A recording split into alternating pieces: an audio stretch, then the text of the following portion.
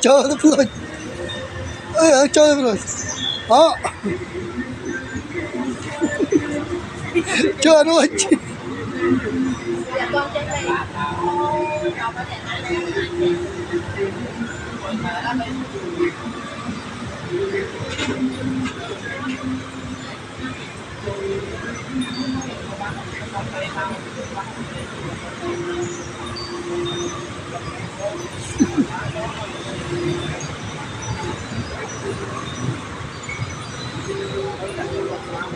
Dạ, Sinh Sinh ơi,